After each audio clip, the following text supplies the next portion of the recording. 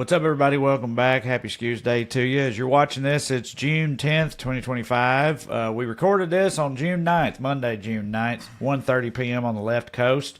Coming to you from the dystopian hellscape of Los Angeles, it's Trey Crowder and Mark A.G. Weekly Skews. How do we survive this city, Mark? It's on fire every 3 months. Parents back home wonder how we make do every day in a place like this, I'm sure. Yeah, I'm wearing my camo hat today, so I come to you as Commandante AG, giving his one last radio address from the fallen Republic of California.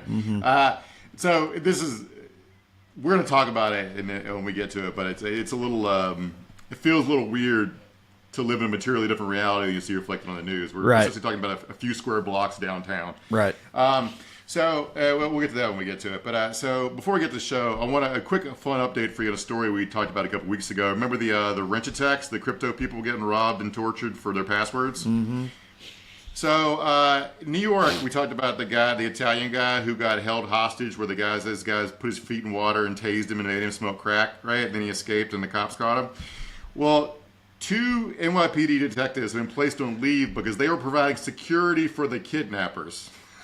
Yep. One of them was on Eric Adams' private security detail. You don't recall Eric Adams came into office as a big Bitcoin guy. Surprise, he wanted to take his salary in Bitcoin. And we're just living, again, on one hand, all the plebes have to abide by extreme sort of rule of law. Meanwhile, if you're a cop or if you're a mayor, you can get out of charges for corruption by being even more corrupt, by taking a payout from the federal government, a bribe, a blackmail from Donald Trump. And then his private security detail can moonlight as an Uber Eats driver who delivers guys to get their balls tased while they're forced to smoke crack to hand over their passwords for fake money. Yeah, so, I mean, that's what, look, these off-duty cops that were working for the torturer, like, is it known or established that they were, like you just said, they were, Uber Eats driver, they're transporting this guy, like, were they, hauling this guy up from the basement to hook his balls up to a battery cable? Or were they just like standing outside the door of this guy's Manhattan penthouse while he does his Patrick Bateman shit inside? And is that at least their story? You know what I mean? Like, how active of a participation was it? It's not clear, but why on earth would these guys need security if not to help them guard their torture victim? Right. Well, to keep from getting abducted by another guy and becoming their torture victim, I would say. There you go. Yeah, it's all crypto crimes all the way down. Yeah. But yeah, it's like the whole thing's a weird mystery. NYPD stays NYPD. So yeah, all right, we got a big show. Let's get to it. Yep, let's do it. Producer Matt is with us doing this thing. We already alluded to what we're going to be talking about. What else? The protests in downtown Los Angeles and the perception, and from our own perspective, truth thereof, all that a little bit later. But before we do any of that, I got to make my announcements as I do every week. Hope you don't mind. First, if you'd like to see me do stand-up comedy live and in person, you can go to TreyCrowder.com and check out my upcoming tour dates. I'm actually leaving in the morning to go to New York City for the next few days. That's where my next few shows are. And then at the end of the month, I'll be in wine country, and then here at Largo in Los Angeles, if it's still there in July, and Tulsa, San Diego, and a bunch of other places after that. So go to TreyCrowder.com, check it out. You can also find a link to my most recent special, Trash Daddy, at TreyCrowder.com as well. Producer Matt has started a bit of a palate cleanser for y'all. It's an audio exclusive over on the audio feed of this show. So if you watch only, you're not going to be able to hear this. So you got to go to the audio feed and subscribe. And if you do, Producer Matt's audio exclusive is called Good Skews. Good people doing good things. So me and Mark, we bring the despair. Matt brings some of the light back into your life. That's the idea. So you can, plus, again, he's an international man of mystery. You can learn a little bit about him at long last. Who wouldn't want to do that? Finally get some questions answered over on the audio feed of the show. And finally, if you want to support the show in general, you can do it by signing up on Patreon, weeklyskews.com/more, or just go Patreon and search for my name. And either way works. $5 a month, get you access to 2 full-length bonus episodes. We just did one this past week. What did we talk about? Mark, I already forgot. Palantir. Wild, shadowy, techno. Palantir, and that's where we got our thoughts on the Elon Musk Donald Trump breakup, which appears to be over thanks to the riots. Who knew that a self-generated false flag attack could bond people together? Bring people together. What a sweet story. All right. Well, anyway, that's available on our Patreon, so check that out. Now, as for today's show, I told you we're going to be talking about, so let's kick things off as we always do with the Daily Dumbass. Matt, graphic, please.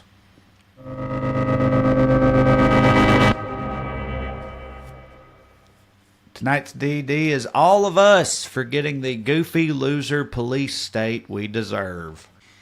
Yeah, this is the kind of high-end spy tradecraft the University of Michigan paid $800,000 for, if you're wondering what you're about to watch. What was that? I obviously got you now. You too. Got me doing what? I heard you. Step back. You can cover your face. Oh, you see my arm? I feel You like see the I'm being extra threatened. space? He's threatening me. Uh-huh. He's threatening me. Uh-huh. And this lady, All right. you want to follow He me wants my to... wallet. All right. He says he wants my wallet. It's going on. So that guy, the guy with the glasses and the half a mullet, all right, he's basically a mercenary private spy Pinkerton, and that the university hired to harass pro-Palestinian protesters. And the best he can do is pretend to get robbed, and one of the kids catches him falling around and films him. All right. What's he doing? What's he doing? Is that lady also undercover, or he's? I think so. Yeah. Okay. That's what. But the report from the Guardian, which the publication that uncovered this, didn't go into what that lady's role is. But basically, University of Michigan is using private undercover investigators to surveil pro-Palestinian campus groups, including trailing them on and off campus, furtively recording them, and eavesdropping on their conversations. So, right? I mean, they couldn't have cast it a little better than that. Do you know what I mean? Like that. Like that's the best. He's not the most discreet operator on a college campus, dude. He looks like He's too old, too yeah. stupid, He too ugly. Right. He literally looks like one of the ag teachers at my old high school 20 years ago. Like, Yeah. like what is his role even supposed to ostensibly be on a college campus, if not, undercover narc? Like, what's he supposed to be doing there? Like, that's weird. You think they try a little harder than that? It's almost like this is the best they can do. So this guy works for a Detroit-based company called City Shield, which is a private security group. And some of their evidence was used by Michigan prosecutors to charge and jail students, although all the charges were later dropped because they're stupid horse shit. It's all just an intimidation tactic, but these undercover investigators have cursed at students, threatened them, in one case drove a car at a student who had to jump out of the way. That's one of two weird interactions with this guy that were caught in video. I want to watch the other one where this same moron fakes being deaf and immediately gives up as he can't keep up the ruse. Are you still handicapped? What's that? What do you want? How are you doing? I didn't know you of them had special needs kids. I didn't know people... Oh, whatever. That was actually really dumb. What is anybody this doing guy. anymore, man? CIA, call this guy up to the big leagues. He's ready to go. Blends right in. Master manipulator. The amount of powerful people that have absolutely gone insane over any sort of just vague complaints about Israel's policies toward Palestinians. So Greta Thunberg just got she was on a boat. There was an aid call itself an aid flotilla going to Gaza to take food and shit. All right. Right. They've been apprehended, right, as of this morning. Israel seized their boat in international waters, which another word for that is piracy. But whatever, they're all safe. They didn't get hurt or anything, which is not the way a bunch of powerful people wanted it to end. Right. Lindsey Graham was saying that Israel should sink Greta Thunberg's boat. His exact wording was, "Hope Greta and her friends can swim." So he wants what? Like a submarine to torpedo Greta Thunberg's boat. Yeah, Palantir drone strike or something, I can imagine. I mean, I'm sure he could just, or I don't know. I'm sure he would just be like, well, I didn't mean it literally, but it's the type of thing that you could never imagine an American politician even pretending to joke about, 15, 20 years ago or whatever publicly. It just wouldn't happen. Congress always has its clowns and lunatics, but usually they're in the House and no one takes them seriously. But Lindsey Graham's a leader in the Senate, Right. Right. So you don't have to respond to Greta Thunberg at all. They could have quietly said, hey, stop your boat, go this way, and no one would have fucking noticed except for whoever's watching your live stream or watching your Instagram videos. But like Israel's defense minister, a guy named Katz, said that Israel wouldn't allow anyone to break its naval blockades, and let me quote here, to the anti-Semitic Greta and her fellow Hamas propagandists, I say this clearly, you should turn back because you will not make it to Gaza. All right. Bro, what you could have said was nothing. Right. Like, break the Hamas, the blockade of Gaza. Like, do you think Greta Thunberg is actually running guns? Right. Well, also, it seems a little Streisand effecty to me because I don't mean this as a criticism. I just assume that they had to, they being the Freedom Flotilla, Greta's boat and this organization, that they had to anticipate that this was going to be the outcome, right? That this is exactly what was going to happen. So I feel like if you really wanted to fucking play 4D chess with them or whatever, if you're Israel, then, you know, maybe you just let them deliver the whatever they have, the MREs and shit that they have on the boat to these, you know, people. You could, I mean, hell, if you're being real shitty about it, you'd be like, yeah, put it over there. We'll make sure they get it. And you just like kick it off the dock when they go back to Italy or whatever you want, whatever evil shit you want to do later. But it just feels like this is, you know, just makes you look even worse, which is part of what they wanted, I'm sure. I hate to give them like PR advice, but this is like this authoritarian shit backfires in the media like crazy. There's no reason to you let Greta make her Instagrams. What the fuck difference does it make? You're just like you're apprehending her and threatening to kill her because you find her annoying. But like there's a lot of that going around. All right. So one last thing before we get to the main segment, I wanted to highlight this story out of New York, where Representative Richie Torres, Democrat from the Bronx, is demanded an investigation of the socialist-leaning Park Slope Food Co-op over alleged anti-Israel hate. Can we break down the socialist-leaning Park Slope Food Co-op framing for a second? The co-op, founded in 1973, requires its 16,000 members to work 2.7-hour shifts every 6 weeks in exchange for the privilege of purchasing heavily discounted groceries and voting on store policies. So, Richie, you're telling me that the anarcho-syndicalist broccoli store commune is left-wing? Holy shit, bud. What the fuck? You put that in the newspaper? Oh my God, how brave are you, Richie? Hold on. Like, wait a minute. 2.7 hour, 2 3/4 hour shifts. One 2 3/4 hour shift every 6 weeks? I think so, yeah. That's a fucking sweet deal. I mean, who wouldn't take that, you know? Yeah, with 16,000 members, like it's like right, that's you're covered. Yeah. Yeah, of course, but I'm just saying, who wouldn't work 1 3-hour shift every month and a half to get, you know, half off cauliflower or whatever? That's pretty. Right. It's almost like some of these things are, you know, good ideas that make sense. This type of thing. Yeah. So Richie wrote a letter to Eric Adams, Kathy Hochul, and other sitting state honchos demanding the State Division of Human Rights and the New York City Commission on Human Rights probe allegations of, quote, an insidious pattern of harassment, intimidation, and discrimination against people that are pro-Israel at this Crunchy Brooklyn co-op. He says the members of the anti-Israel boycott, divestment, and sanctions movement have, quote, seized control of the co-op's governance. Like they're making it sound like a militia in a war-torn country is taking the like I said, I joked earlier, is taking the radio station. What this is about, all right, there's one anecdote cited in here from a woman who put her name on the record. Her name's Zara Watkins, who opposes the BDS movement, said she was menaced and cursed at last Halloween for wearing a costume paying tribute to the Israeli-made product Sabre hummus. Yeah. Yeah. Which is good stuff, by the way, in my opinion. I prefer the boar's head, but yeah, Sabre's not bad. But yeah, so a guy, she dressed up like hummus for Halloween. She says a guy yelled at her for it. I'm not sure whether it's because Sabre's made in Israel or hummus is a stupid fucking Halloween costume.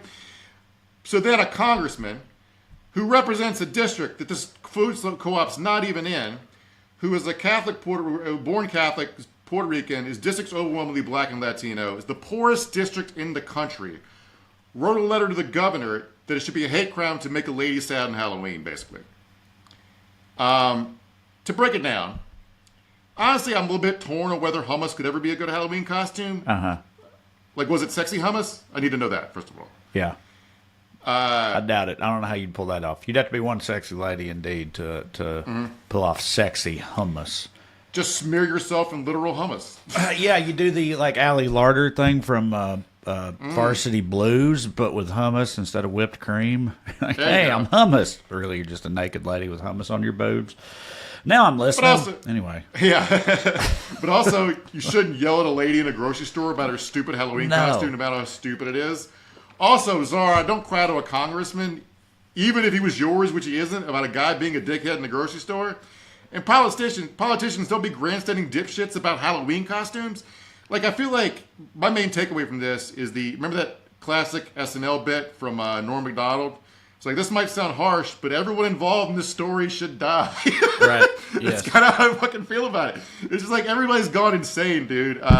Speaking of which, let's get into the fake Battle of Los Angeles that's being staged by Donald Trump, if you want to. Please, I would love to. Yes. Again, we both live here. Let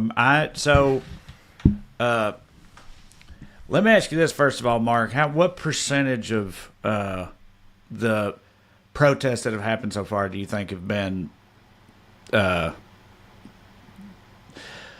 What percentage of protests do you think have happened so far have been completely like peaceful and non-eventful, really, versus the amount that they pulled all the pictures from and stuff and plastered all over social media?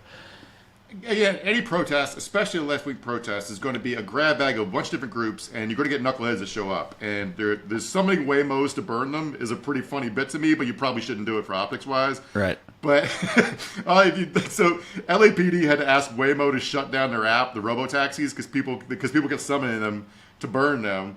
I mean, as And I'm far as like- property damage goes, I feel like the driverless robot cars owned by fucking Google, is like, I mean, that's just about the best option on the table, in my opinion. I absolutely agree. If you're gonna destroy property, like, it's a good choice. Won't someone please think of the poor people that work at Google who have to file insurance reports? Right. It's like the people literally basically crying on the news about this. I'm like, I can't fucking. Honestly, like, it's not a coincidence. They're also throwing those birds. People are throwing bird scooters over the highway overpass at cop cars. Well, those suck too. Right. So it feels like this feels like also kind of a tech backlash. Yeah, which is you're like- right. It's like Yeah. a protest. They feel symbolic in nature. Those particular choices, like they're sending a protest within a protest or something. Considering half the fucking protesters probably drive for Amazon or Grubhub or whatever, like, it feels like it makes sense to me. But, like, say what you will about the merits and pros and cons of like of robo-taxis and driverless cars. I think a human driver probably would not keep accepting rides that are being summoned for them from feels like a set-up boulevard and just show up to be ritually sacrificed over and over and over again. But whatever. So this whole thing, it feels like it's not a coincidence to me that it's happening the weekend leading up to Donald Trump's big birthday military parade. I also want to point out that these big workplace raids and mass like roundups are not happening in Texas, which has the second most undocumented immigrants in the country of any state behind California, where it'd probably be easier for them to pull off, right? And I was like, this feels like made for TV bullshit, like they're programming a fucking fake TV show in the news because they love footage, they love riot porn, right? They love it all, they love burning cars. That everybody's working together to create this like made for TV moment, and then we're already going to talk about through that lens. And then this morning I see the story that Dr. Phil was embedded with ICE during the original raids up on Friday that kicked all this off.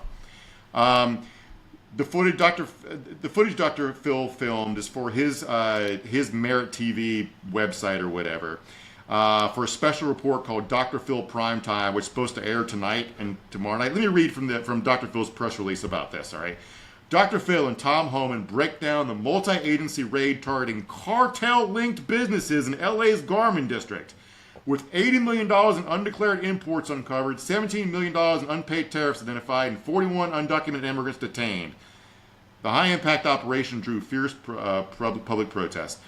Cartel-linked, they raided like some like clothing stores. Maybe the Zetas have gotten into fucking t-shirts. I don't know, but like, what the fuck are they talking? There's no proof for any of this. And like, this entire administration is fighting like these fever swamp crises imagined by the dumbest people we all fucking know. There's no immigration crisis. There's no crime crisis. It's all fucking made up bullshit.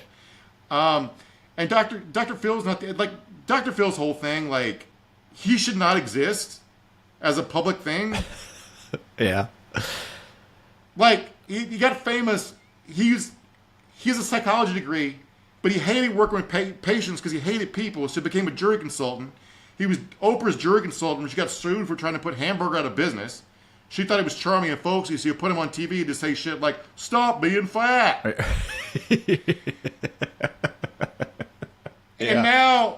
And now he's a right-wing fucking influencer doing immigration raids, and he's like the only one. Like, Libs of TikTok has been embedded with ICE, so is Tommy Lauren. And, like, everybody wants to make this TV show. Now the news has got riot porn, so, like, for context, this is a few square blocks downtown, like I said earlier, around the Federal Building, which is near the intersection of the 101 and the 10. Sorry, I spoke California there from US 101 and I-10, okay? Nearly everything you're seeing about this is inherently out of context. Do you know what I'm saying? Right. Like, this video has been on the loop on Fox News for reasons that we'll have to break down because you got to see this video of this guy on a motorcycle waving a Mexican flag. You know, let's hope that no one is hurt and no one is injured and it doesn't escalate from here. Look at the flag. Yeah, Guy, I see there it is. You Mexican flag can, this is criminal activity that I hope is people are held accountable for. And I'm talking about the riots right here. Where are the cops? Okay. Yeah, where are they? There. The cops are right there. So, I don't know who set the car on fire, right? I'm for the sake of argument, I'm going to assume it's not this guy. These two guys, one guy riding a mini bike and a guy carrying a Mexican flag on a motorcycle. What crimes are they committing right now? Riding without a helmet? Right. Being rad as hell in a no crushing zone? Right.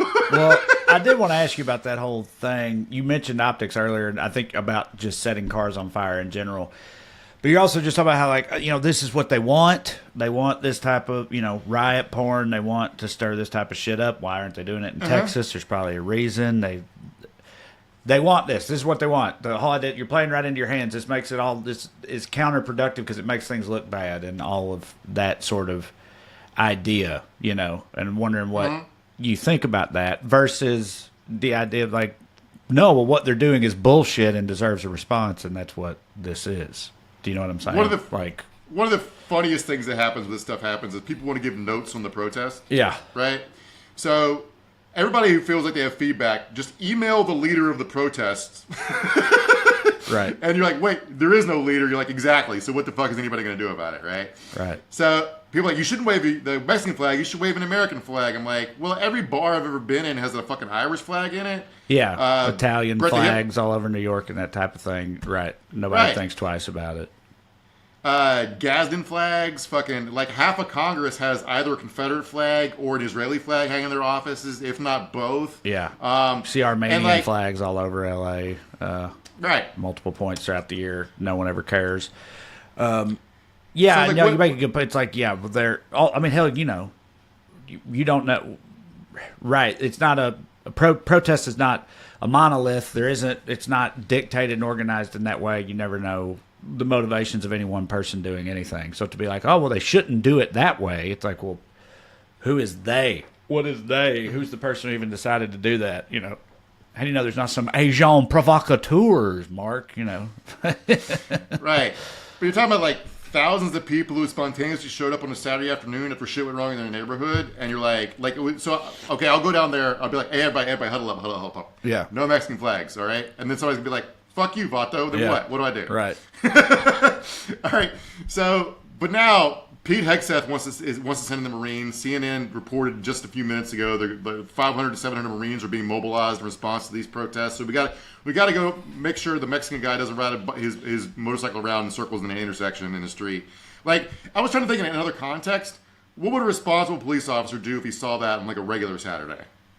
He'd be like somewhere between giving the guy a ticket and saying, hey, cut it out, get out of here, right?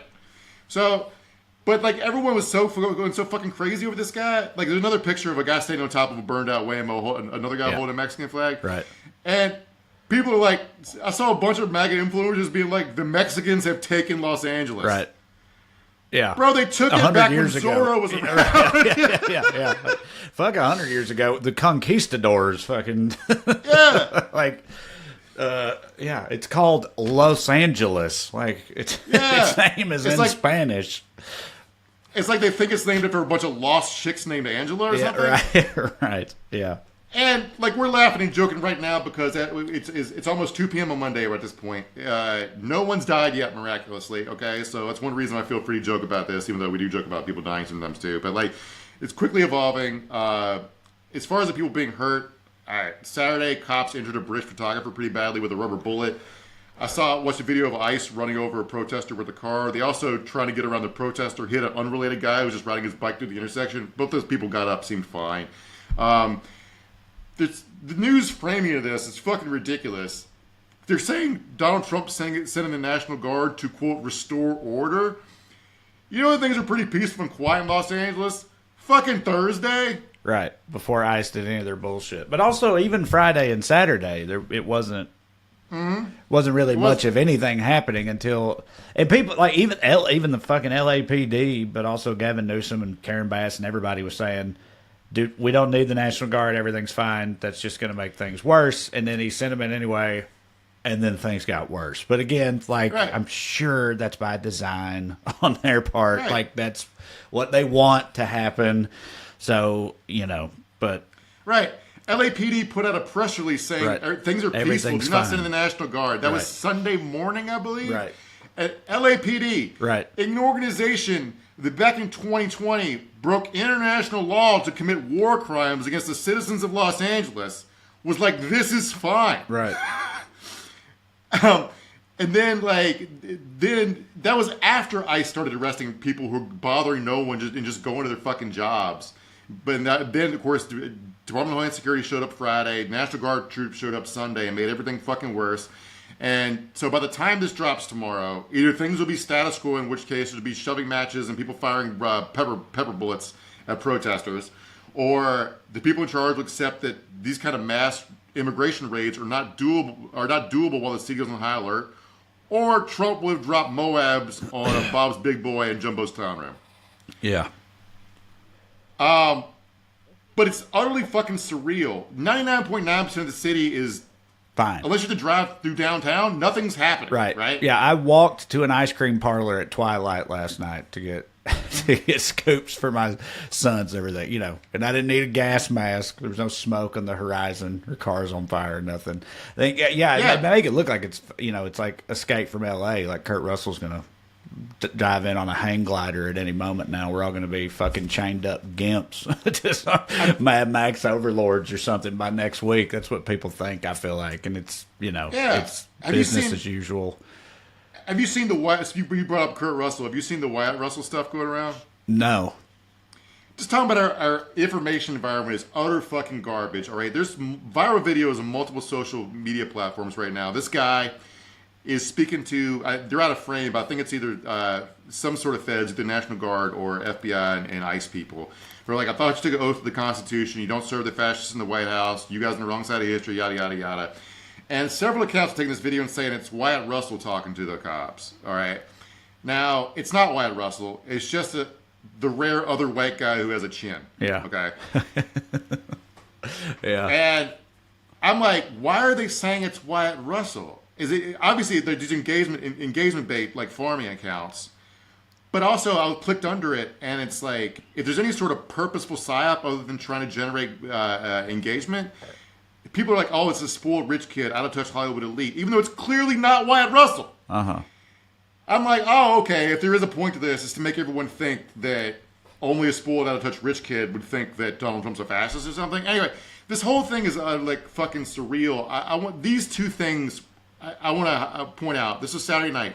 These two things were happening at the exact same time. If you got these two videos, Matt. It's a surreal sight. This Black Hawk moved in just in the last few minutes from the Border Patrol, landing at that Homeland Security office on the Paramount side, right next to the Home Depot, and they are unloading this huge helicopter with, I mean, just boxes and boxes, dozens of boxes of ammunitions, less lethal weaponry. You see these tanks with...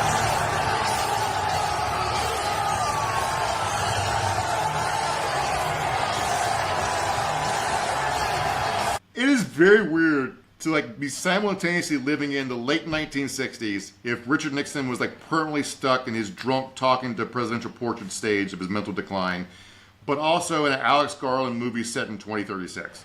Yeah. Yeah, the president coming out to fucking walkout music at a gladiator event. Yes. People cheering. Yeah. It's weird. He got a photo op holding a championship belt, so I guess it was all worth it. Well, the people, this regime's forces are doing street battles with unarmed people, firing them with fucking like beanbag bombs, National Guards carrying live ammunition, shooting pepper spray and pepper balls and shit. So we'll jump this off. There were three separate things that happened Friday. We're talking about these mass raids, okay?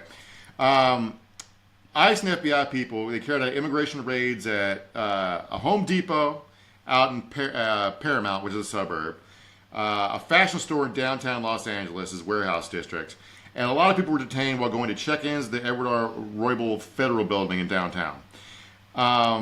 And then what resulted is ICE is really willing to gas the whole city to fucking abduct people from the parking lot of a Home Depot. And the result of all this, so there was an organized protest at the Federal Building. This is what I'm trying to piece all this together in retrospect, because it wasn't clear, because people were confusing all three, and not just in the online, but in the social media coverage. But there's an organized protest outside the Federal Building where they're just like, people show up for their court dates, following the legal process, and ICE just goes, well, here's some free people waiting in the courthouse, just round them all up, right? The Fashion District and the Home Depot thing were like surprise raids, where like goons in tactical gear like flood out of fucking vans and run at guys in the Home Depot parking lot. People see this happening, get outraged, and say, hey bro, cut the fuck out. Then when ICE escalates and you turn into a spontaneous like protest where people are throwing rocks and shit, then by the next day, Mexican dudes are driving motorcycles in circles in the street waving flags. All right? Mm-hmm. So the main thing, my takeaway is like, we're so back to 2020 already. The Soros brick pile conspiracy theories are all over the internet because there are piles of bricks near the protests, which are being staged at workplace raids where they're rounding up guys at construction sites. To do construction work. Yeah, right. Yeah. Yeah. What was the Soros brick that George Soros was placing pallets of bricks around for people to pick up and throw through windows and at cars and shit like that? Yeah, back during the George Floyd protests in 2020, those were it was like there's the left wing version of it was thinking that the cops put the bricks there so people would commit property crimes to like the other way. But like the to me, I want to give notes on the protest thing. As a protest should protest my exact way is sort of like the yin version of the yang to this, where you think it's all super organized and coordinated, and like no, the protest cannot police everybody involved to not throw a brick or set a car on fire, nor are there like Soros protesters who stay underground in sleeping cryo chambers, like waiting to emerge like cicadas every time Donald Trump is president. Mm-hmm. Okay. Sunday morning, I'm getting texts from family members to make sure I'm okay. Right. And I'm like, I'm on an elliptical machine watching The Accountant too. Yeah. On my iPad. All right. I guess like I was talking to you guys yesterday, I was like, I just walked my dog, I guess, under martial law. And like this interview, the news interviewed this guy yesterday, kind of perfectly captured the vibe of what it is to be here right now. You told me you got caught up in the tear gas as well. Describe what happened to you. Oh, just tasted a little tear gas. Tasted like fascism. Yeah, bro. So, and we already talked about it. So the coverage of this, man, like, I'm glad she went and talked to that guy. He's like, yeah, I'm just walking around, probably on his way back from the weed store, and like all this bullshit's going on. So the coverage of this, man, the New York Times is fucking trying to kill me. I want to read to you from this lady's report. This woman wrote, protesters are lighting a Home Depot shopping cart on fire behind a dumpster they have set up as a barricade. The cart is melting, and the police are firing back with what appear to be flashbangs and pepper balls. Firing back implies there was some firing. Right. Beyond the bad, reads like bad refrigerator magnet poetry. But another way to put that, firing back, is the cops are trying to kill two guys for damaging a shopping cart. Mm-hmm. So, you familiar with the term imperial boomerang, Trey? No. Not to get too lefty theory bullshit, but it's the imperial boomerang is the idea that governments that develop repressive techniques to control colonial territories will eventually deploy those same techniques domestically against their own citizens. Like, it's meant to be sort of a metaphor, but because nothing about this country is fucking subtle, the guys doing this are using the same surplus global war on terror gear that our troops used to do it in Iraq, except with more forceful methods. Because these kind of techniques were against the rules of engagement in Iraq. It's the Imperial boomerang, but it's like a comical boomerang hitting Uncle Sam square in the fucking balls before he falls backwards in a pile of horse shit. Okay. Tom Homan went on TV and told NBC News yesterday that he was going to arrest Gavin Newsom and Karen Bass, the mayor of LA, for if they interfere with the immigration raids. And by the way, they're not interfering. They're posting tweets saying, hey, can you guys cut it out? And then, first of all, I just want to say, most days if somebody wanted to put Gavin Newsom in handcuffs, I'd fucking cheer him the hell on, but he's actually not being bad on this.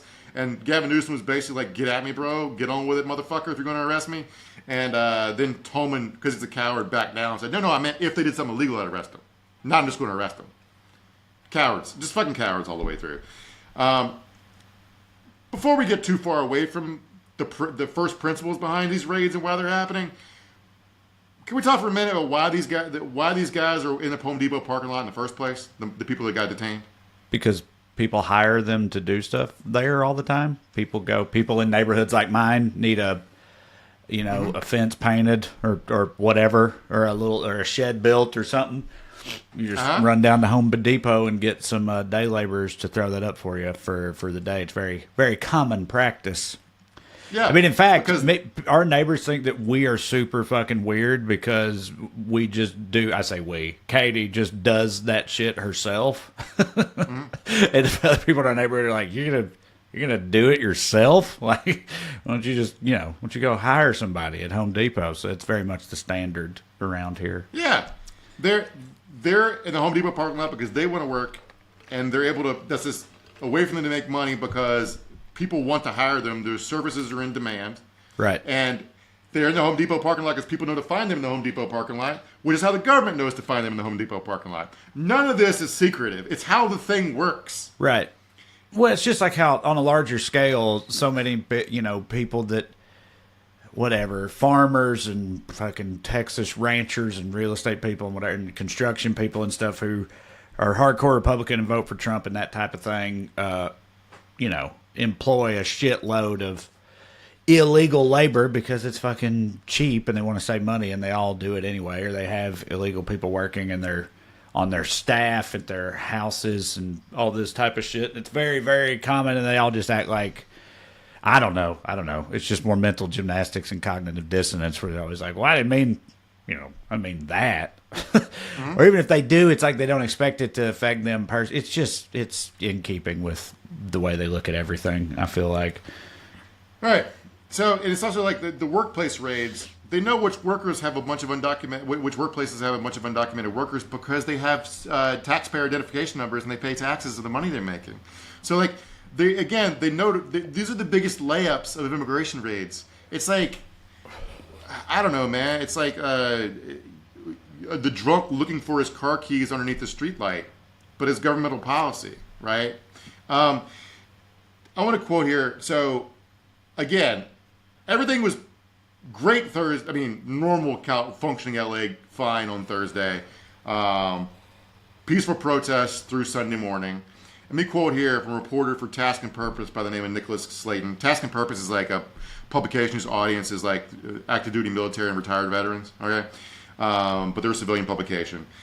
This is a Twitter post from him on Sunday morning. In downtown LA, it's calm and sleepy. Life goes on. People are out shopping in Little Tokyo around the corner from the Federal Building. It's not mass unrest or chaos. I was watching the British tabloid The Sun had set up a live feed of the Federal Building, and the National Guard was standing around with their hands in their pockets, the guns hanging down by their waists on shoulder slings, while people on the street honked horns, and a lady was vaguely scolding them. A kid with a skateboard walked up and offered National Guardsman a hit off his vape, and the guy declined and walked away. I was like, and this is being covered like it's World War III because that's what they want, right? And then we already talked about the restore order thing. That's a situation the Guard had to restore order from. But Trump didn't use the insurrection. I had no idea what legal authority he's using to send the Marines in, but the National Guard, he used some other federal law that says the National Guard can be federalized to defend federal property, but only that. So that's why they were standing around the Federal Building.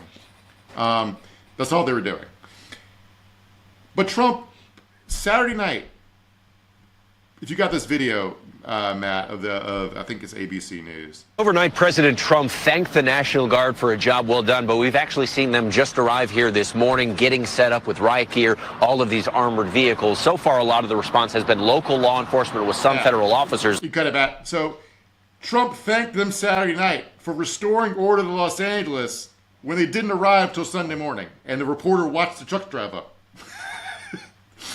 Now, Trump does want this fucking conflict. Again, he did it in Los Angeles, a county where 35% of the people were not born here in the United States. All right, people are going to feel a visceral sort of outrage about seeing their fucking neighbors being hauled off for having been born elsewhere. Mm-hmm. It's inescapable, and the people that are giving advice to protesters from air conditioning cable news studios on the East Coast about how they should approach seeing goons in face masks kidnap their abuelas. I don't understand what planet you guys are from. It's not human. Right.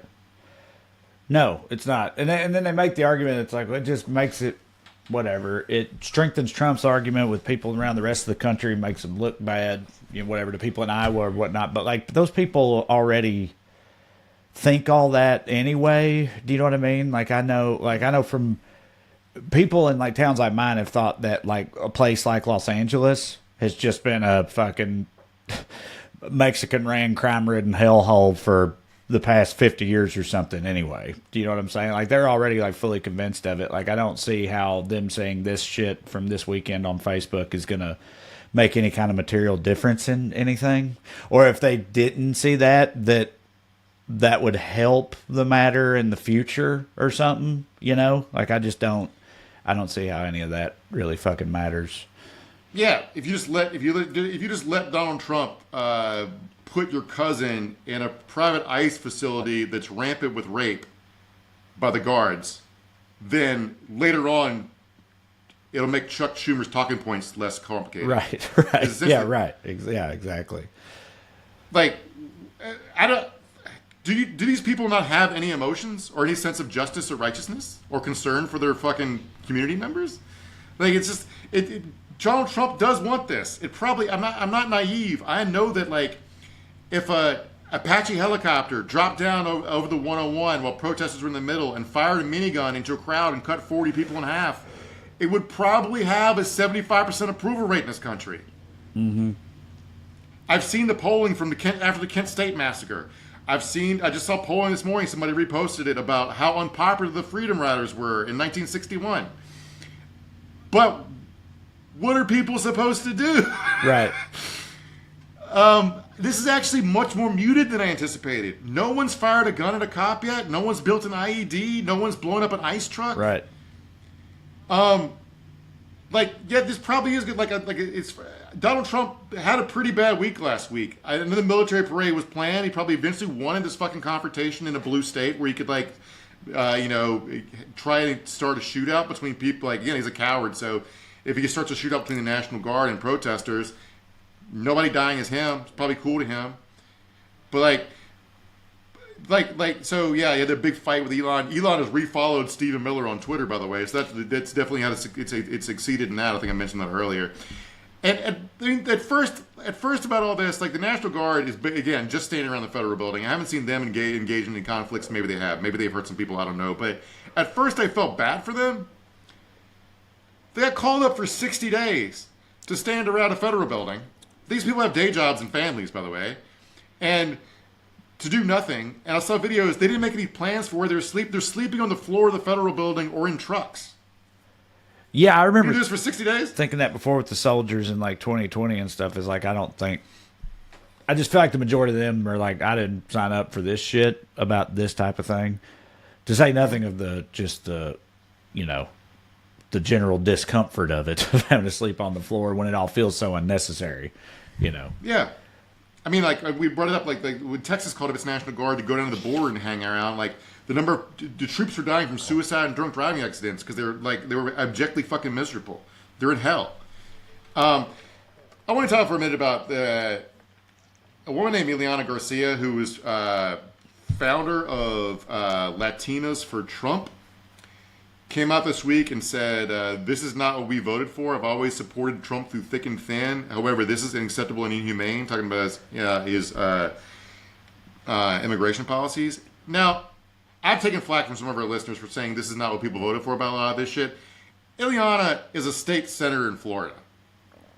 She understood what she was voted for, and it's worth noting that all the stuff that's happened so far is not nearly as bad as what Donald Trump actually promised if you followed him closely. This is not the worst of it. They're trying to get there, and that's part of what all this is about, okay? Let's talk about quotas for a minute, because what Stephen Miller's trying to get the administration up to is 3,000 deportations a day. Right. Which just seems insane. What we're currently at is a couple hundred a day. This is what a couple hundred a day looks like. Right. May 28th, one of the highest days since Trump took office, they got to 1,600.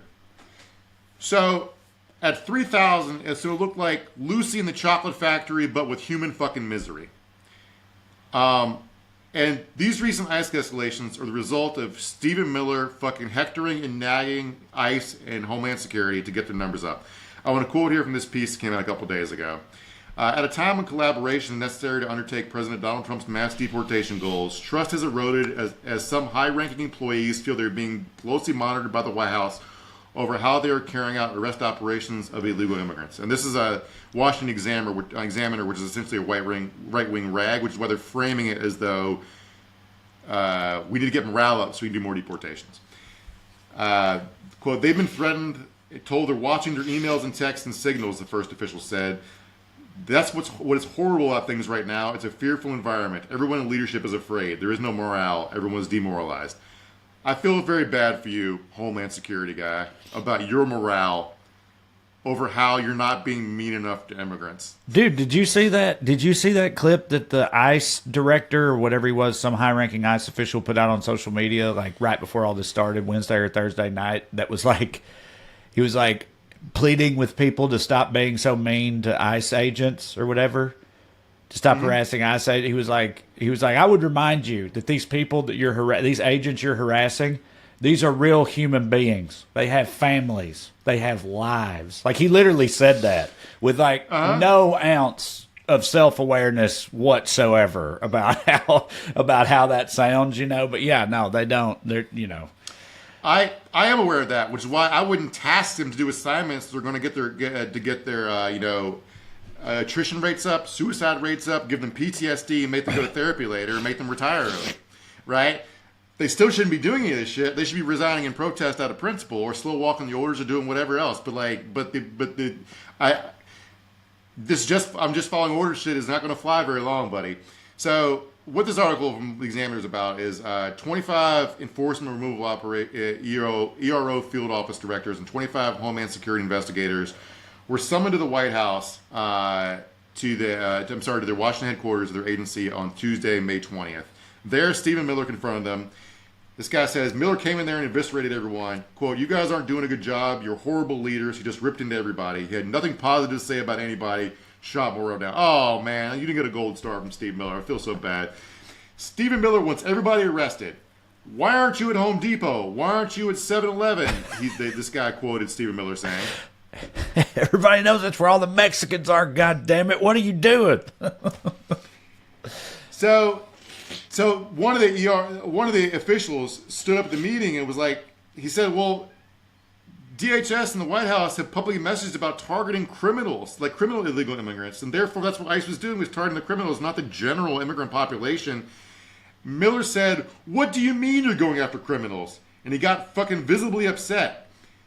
And the guy was like, well, that's what Tom Homan says every time he's on TV, we're going after criminals. And so anyway, you wonder why they're at Home Depot? It's because Stephen Miller screamed at their bosses to go to fucking Home Depot to get their numbers up. Right. Because they're not meeting their quotas. Which is like, Stephen Miller is the real president when it comes to immigration policy right now. Trump doesn't care about any of this. He's not fucking, he wants to see cool footage on the news, but like, he's not paying attention. He's fucking golfing and taking bribes. Yep. Going to UFC fights. Right.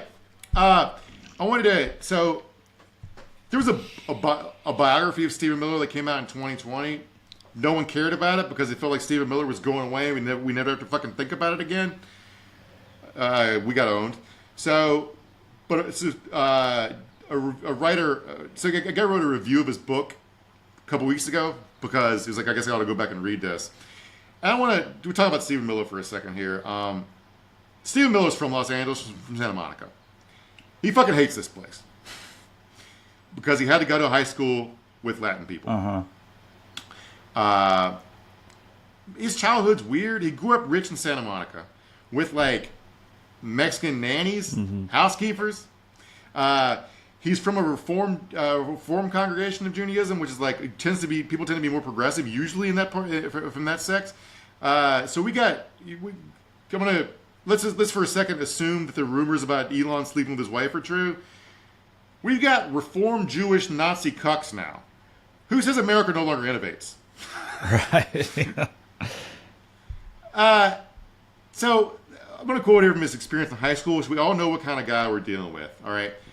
He stood up. I think anybody who cares about this stuff has already seen the video of him running for class president in high school, where he stands up and talks about how he's complaining about the janitorial staff and about how they're expected to pick up their own trash. He goes, "And I'm the only one here who's sick and tired of being told to pick up my trash. And we have plenty of janitors who are paid to do it for us." He screams it and he gets booed. He did not win his race for class president. High school students in Santa Monica are way better at sniffing out fucking vile dickheads than the general American populace is when they go into a voting booth.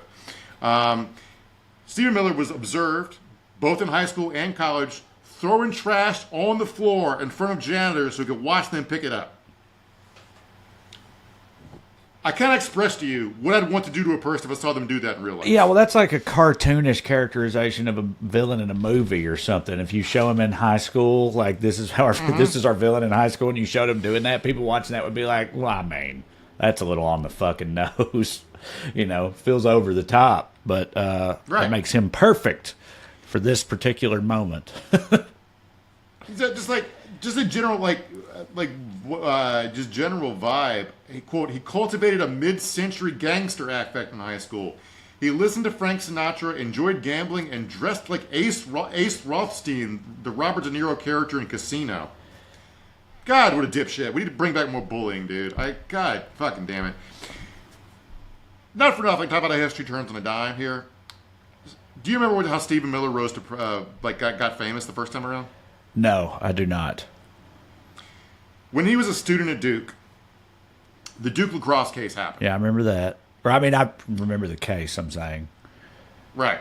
And those kids, the case was horseshit. Yeah, they were railroaded, right? They were railroaded. Yes. By a crooked DA. Durham is majority black, and Duke's in there, right? So, just like every college town, the townsfolk in the town I went to college in also hated the college kids. You can amp this up between the whole vibe of Duke and the vibe of Durham in general. So this DA was trying to get a case before he got reelected, and he kind of sort of like railroaded these 4 frat kids who were easily hateable because they were Duke lacrosse players, right? Stephen Miller, through a pure coincidence, was right they were innocent, but he only thought that because they're rich and white. Right. Right? So, who we have to thank for Stephen Miller running White House immigration policy is a dipshit DA who ended up spending, I think, a day in jail after pleading guilty for trying to frame these 4 kids. History turns on a dime. So, Stephen Miller being an asshole, ICE guys being yelled at to get the numbers up. That's how they end up raiding a Home Depot and starting these protests in LA. Okay, that's the chain of events here.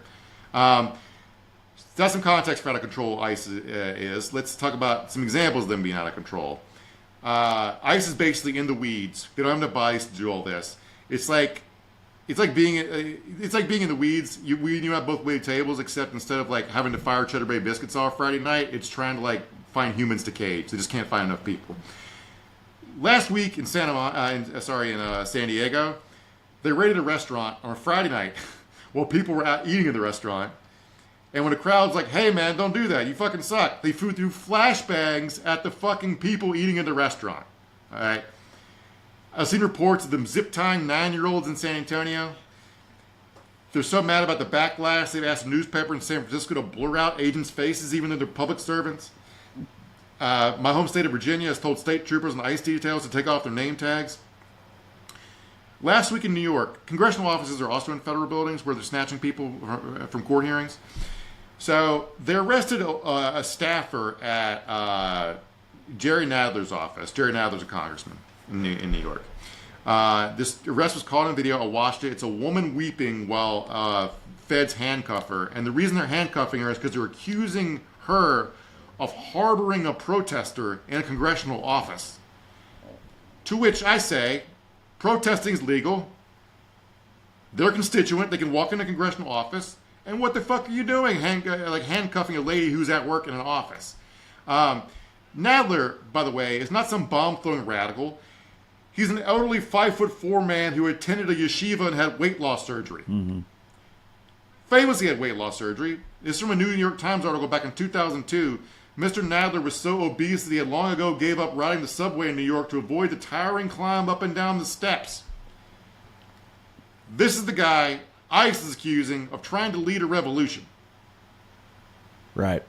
Well, I mean, when you have, it's the danger of having quotas. I can't remember if we talked about it on here last week or if it was when I was on somebody else's show that I did last week where we talked about politics. But the danger of applying quotas to something like this is that this is the unavoidable outcome of that. Like you said, they get in the week, especially they don't not only have quotas, but then their bosses get called to D.C. to get read the riot act by fucking the Jewish Nazi cuck overlord of the Trump administration. And once that happens, it's like it's going to end up with 9-year-olds getting zip tied and, innocent office workers getting rounded up and shit like that, because at a certain point, they're not going to care about. Well, also, it's arbitrary. You say, are there even enough illegal actual criminals in this country to round up 3,000 a day indefinitely? No, they're not. But if you act like there are, the only possible outcome of that is rounding up, innocent people and children and people who don't deserve it at all. And it's it seems so obvious to me. And in fact,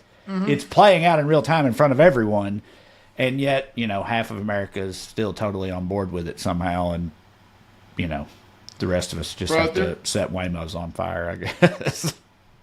My dad wasn't super fond of cops, but the quotas were the thing he hated the most. He was probably mistaken. He assumed that every state trooper had a quota of how many tickets they had to write, whatever. But there was a famous case in New York where these 8 NYPD officers sued the city over a program where they basically had unofficial quotas. A guy recorded his sergeant. Sergeant pulled him in to yell at him or reprimand him. He'd be like, "Hey man, we're supposed to issue 8 summonses per shift." And the guy was like, "What if I don't see 8 crimes per shift?" Mm-hmm. And his sergeant laughed at it. Right. So yeah, it's a formula for human misery. I do want to say here that I have no idea what Democrats in Congress can or should do, although they're holding hearings right now to approve more Donald Trump judicial nominees.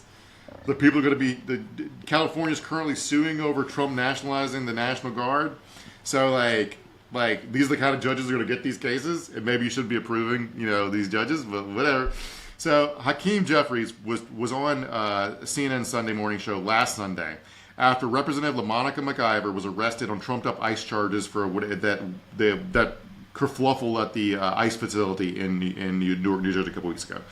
I want to quote here. Dana Bash asked him, "You previously warned that the administration charging members of Congress was a, quote, red line. What are you doing now?" Hakeem Jeffries, "We will make that decision in a time, place, and manner of our choosing, but the response will be continuous and it will meet the moment that is required."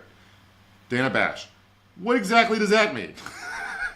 "Have you not decided how to respond?" Jeffries says the same thing again about time, place, and manner. Amy Klobuchar was on a morning show yesterday where she was asked about what's going on in LA, and she immediately pivoted to how this is a distraction from his big, beautiful betrayal of the middle class. And I'm sorry, but an authoritarian crackdown to pick a fight to further justify more authoritarian crackdowns is not a distraction from the budget fight that you already had talking points for. The protests might be counterproductive, but at least they're doing something. Yep. So, I don't fucking know, man. Jesus. Going to have to be more protest, I think, but in other places. But we'll see. We'll see how it goes, and we'll be here to bitch about it along the way, I reckon. So that's it for this episode. Reminder real quick, go to TreyCrowder.com, check out my upcoming tour dates, come and see me on the road, and also watch my special Trash Daddy. Check out producer Matt's new offering, audio exclusive on the audio feed of this show, Good Skews, lighten the mood a little bit, and finally support the show on Patreon, weeklyskews.com/more. Sign up, $5 a month, 2 full-length bonus episodes. But either way, you keep watching on Skews Days, and we'll keep showing up. We'll see you next